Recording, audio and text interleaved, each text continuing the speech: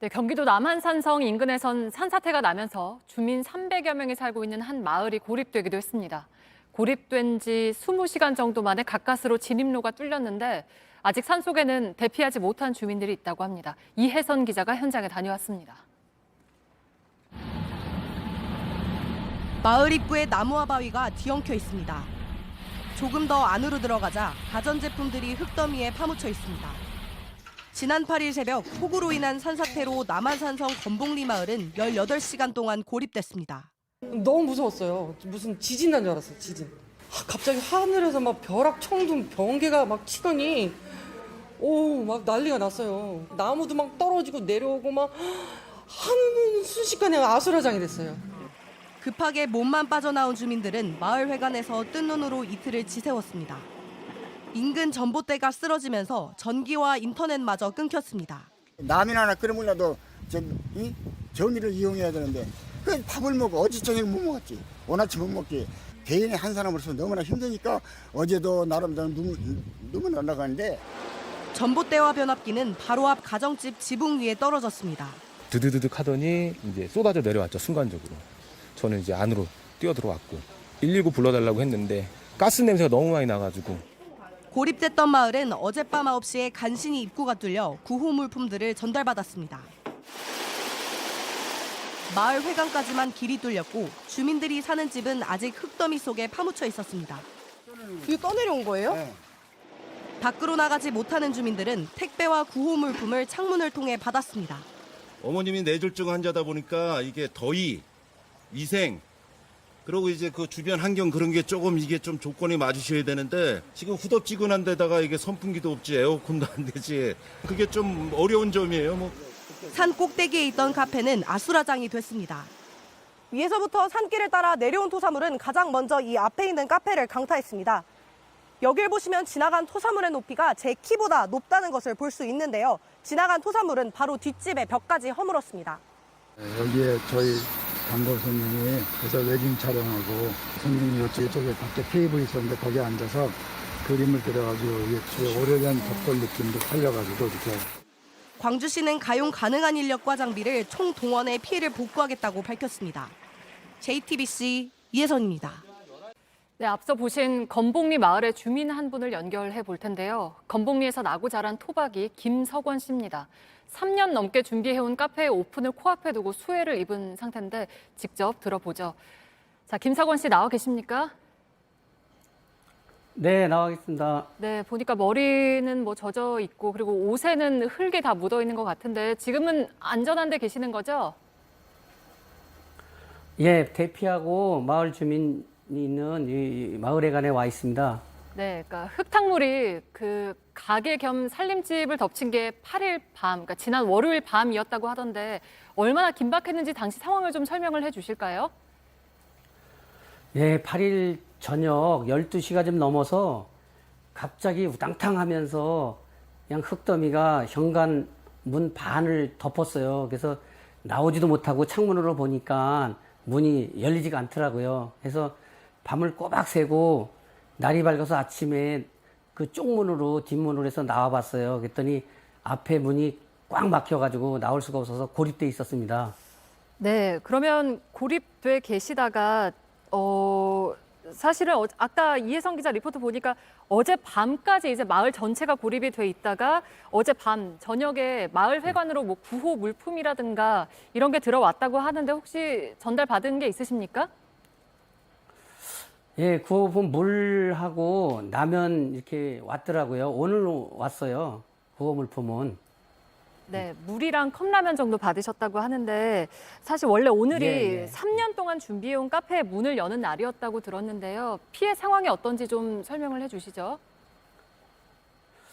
예, 저희가 식당을 하다가 하도 안 돼서 그걸 접고 3년 동안 카페를 지금 투자해서 모든 재산을 투자해서 지금 내일 모레 오픈하려고 식자재 모든 걸 준비했어요. 근데 전기가 다 나가갖고 식자재가 수천만 원이 다 상해서 지금 버릴 지경에 있어요. 근데 그것도 문제지만 지금 싹 수리해가지고 오픈하려고 했는데 이걸 다시 또 수리하려니 엄청난 자금이 또 필요할 것 같아서 걱정이 태산입니다. 네, 지금 화면으로 나간 영상은 아마 오늘 낮에 그 복구하는 작업을 찍으신 영상인 것 같은데 혹시 보상 받을 길이 조금이라도 있을까요? 어떨까요?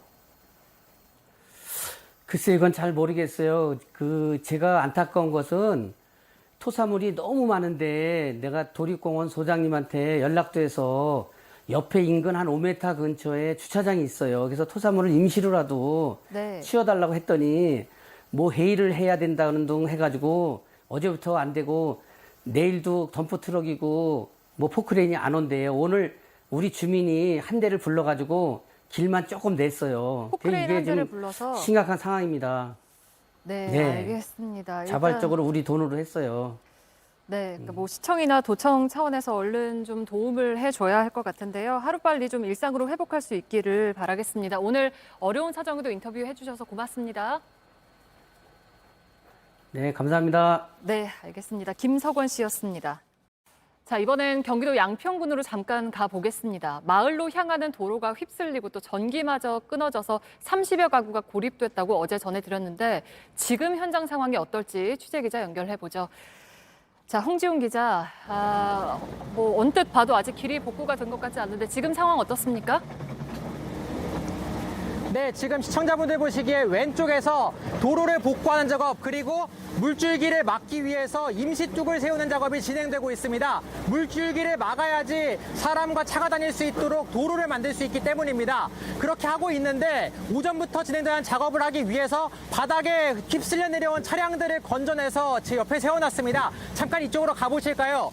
저를 따라서 시청자분들 보시기에 오른쪽으로 쭉 오시면 이렇게 차량이 세워져 있습니다. 형체를 완전히 알아볼 수 없게 세워져 있는데 보시면 타이어도 하나밖에 없고 완전히 떨어져 나갔습니다. 얼마나 물줄기가 세찼는지 짐작할 수 있게 하는 대목입니다. 그래서 이렇게 오전부터 작업을 진행했지만 복구가 다 되진 않았습니다. 적어도 하루 정도는 시간이 더 걸릴 것으로 보입니다. 네, 그 상황이 얼마나 심각했는지를 잘 보여주는 것 같은데 무엇보다 주민분들이 걱정인데 좀 어떻습니까?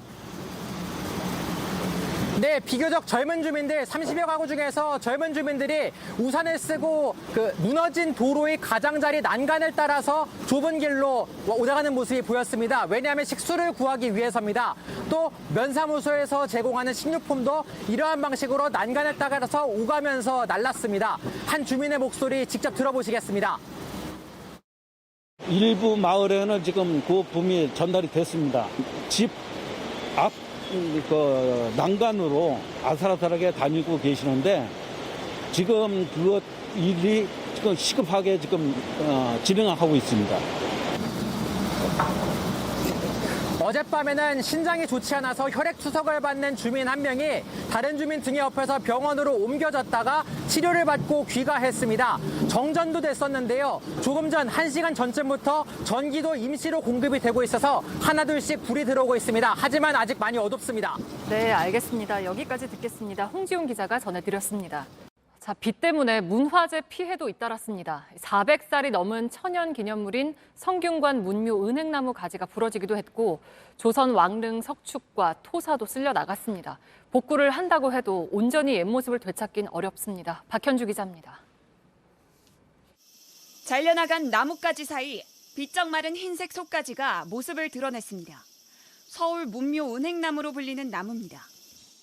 네, 보기엔 평범해 보이지만 400살이 된 천연기념물 은행나무입니다. 보시면 나뭇가지들이 흔들리지 않도록 지지대를 받쳐놨는데요. 이틀간 몰아친 폭우로 이 성인 팔뚝만한 나뭇가지가 부러졌습니다. 지난달엔 지지대를 바꾸는 과정에서 굵은 가지 일부분이 부러졌습니다. 그런데 이번 폭우로 또 한 번 상처가 났습니다. 어제 그저께 같은 경우에 바람이 너무 심하게 불고 비도 115년 만에 처음으로 이렇게 한꺼번에 이렇게 내리니까 흔들림과 못 견뎌서. 근처 주민들은 평생 봐온 나무가 다치는 모습이 안타깝습니다. 물길 내려가는 땅이 다 파져 있고 이래가지고 좀 걱정은 했었어요. 안타깝죠. 잘 보존돼야 되는데. 물폭탄이 집중된 강남 쪽 문화재는 피해가 더 컸습니다. 조선 9대왕 성종의 무덤이 있는 선정릉 입구. 주차장 입구를 폐쇄했습니다. 사람이 걸어 다닐 수 없을 만큼 주차장 안에 물이 차면서 문을 폐쇄한 겁니다. 매표소 앞 하수구 안에 있던 빗물은 도로 위로 역류합니다. 묘지 주변으로 가봤더니 잔디가 씻겨 내려가면서 맨흙을 드러냈습니다. 세계 문화유산으로 지정된 무덤엔 빗물을 막기 위해 덮개를 씌웠습니다. 조선 23대 왕 순조가 묻힌 헌인릉도 상황은 다르지 않습니다. 평소라면 관람객들이 지나다녀야 하는 길. 배수구가 무너지면서 땅이 갈라지고 진흙탕이 된 바닥 위에 돌들이 흙 뿌려져 있습니다. 제대로 걸어 다니기도 어려운 수준입니다. 담장 주변 소나무 한 그루는 뿌리 뽑힌 채 넘어졌습니다.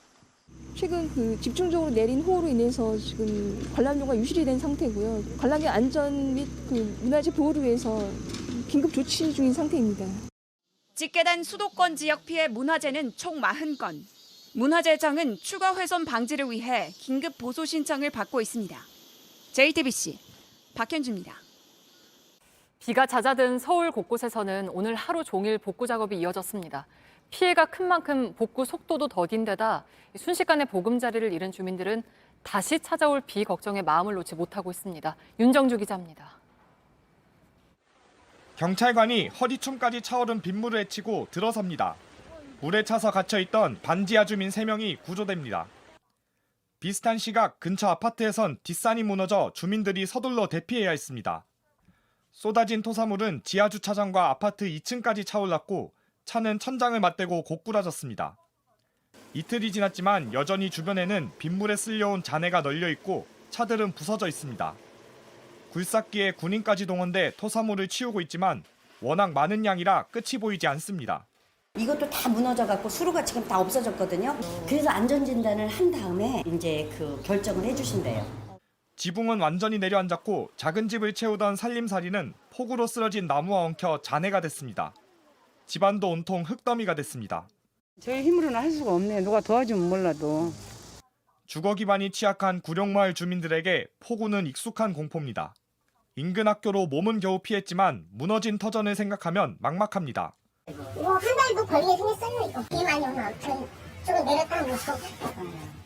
무너져 내린 20m 높이 축대가 아파트 외벽을 그대로 덮쳤습니다. 차들도 흙더미가 됐고 현관도 흙으로 가득합니다. 저녁 먹고 치우고 난 다음에 옹벽이 바로 저희 집 베란다로 떨어져가지고 베란다하고 주방도 저기가 아스팔트판이 됐거든요. 사고 이틀이 지났지만 물과 전기는 공급이 끊겨 지자체가 주는 생수로 버텨야 했습니다. 선풍기나 냉장고 같은 가전제품도 비에 젖어 모두 못 쓰게 됐습니다. 침수 피해를 입은 다세대 주택도 복구가 한창이지만 속도는 더딥니다.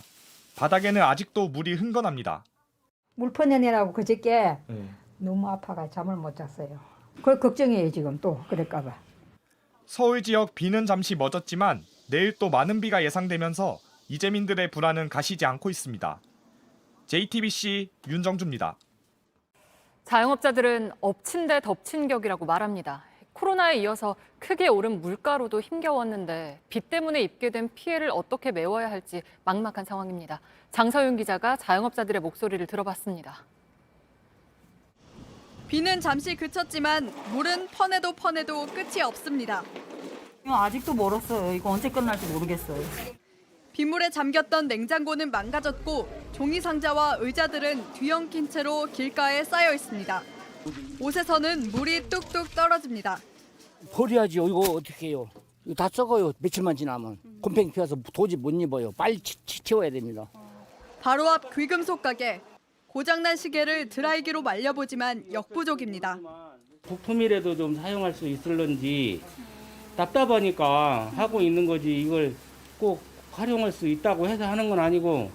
수십 년 동안 기록해둔 장부에 잉크도 번졌습니다. 인근 식자재 마트, 얼핏 정리가 되어가는 듯 보이지만 지하로 내려와 보면 이 120평 가까이 되는 창고에 빗물에 젖었던 식자재들이 가득 쌓여 있습니다. 창고 반대편으로 왔는데요. 지금도 펌프로 물을 빼내고 있지만 바닥엔 물이 고여 있습니다. 지금 물건 값만 4억에서 5억이 있어요. 물건 값만 냉장고 빼놓고. 아이고, 엄두도 안 나고. 아이고, 앉아있어도 앉아있는 것도 안 같고 서 있어도 서 있는 것도 안 같고. 같은 날 오후 취재진은 인천 미추홀구 제1시장에도 가봤습니다. 야채 가게를 운영하는 이점수 씨의 손발에는 밴드가 여러 개 붙어 있습니다. 막힌 배수구를 손으로 뚫다 상처가 난 겁니다. 냉장고가 안 되니까 다 썩어버리잖아. 그래갖고 그냥 다 버리고 물건값도 그냥 자꾸 올라가고 그냥 그러니까 장사가 더 힘든 거야. 장사꾼들 너무 힘들어. 곱창집은 한때 전기가 나가면서 누전 차단기까지 불에 타버렸습니다. 어디서 그 지원해주지도 않고 뭐 본인이 우리가 어쩌다리 해야지 뭐. 환자는 아까도 전화했었는데 뭐 누적 때문에 그러는데 전화했더니 이런 거는 안 된다고 하더라고요. 오늘 오전 기준 수도권 소재 전통시장 62곳, 점포 1,320여 개에서 침수와 정전 등 피해가 잇따랐습니다. 코로나의 긴 터널을 지나왔지만 고물가의 수해까지 삼중고에 무너진 자영업자들의 시름은 깊어만 갑니다. 피해가 심각한 것으로 드러나자 중소벤처기업부는 시장당 최대 1,000만 원의 긴급 복구비를 지원한다고 밝혔습니다. 소상공인시장진흥공단은 2%의 금리로 최대 7천만 원까지 빌려주기로 했습니다. JTBC 장서윤입니다.